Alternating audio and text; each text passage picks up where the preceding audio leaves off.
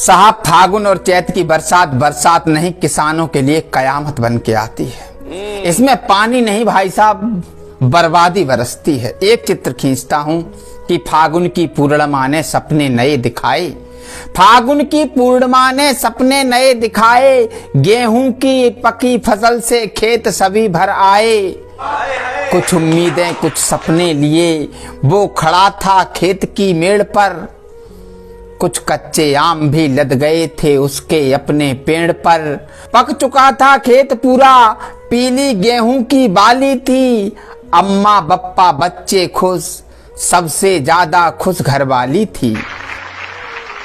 सबके अपने सपने आंखों के सामने आने लगे, सबके अपने सपने आंखों के सामने आने लगे, परिवार के सब लोग खुशी से गाने लगे। आधे चैत की रातें अब चांदनी में बदलने लगीं, अब दोपहर में कुछ पछुआ पवनें भी चलने लगीं, और सहसा आसमान के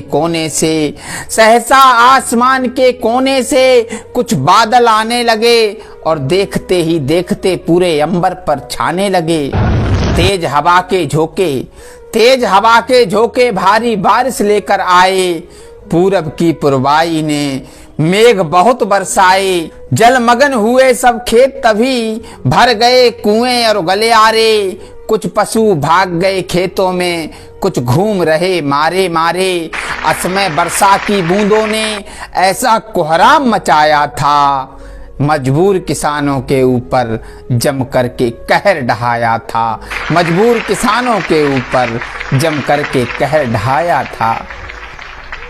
जलमग्न उसके खेत का दिखता बड़ी दूर किनारा था, जलमग्न उसके खेत का दिखता बड़ी दूर किनारा था। खेती बाड़ी ही उसके परिवार का एकमात्र सहारा था। हो गई फसल सब नष्ट रब की, सन्न रह गए सब किसान। ऐसी भीषण अतिवृष्टि अब से मत करना भगवान, ऐसी भीषण अतिवृष्टि अब से मत करना भगवान।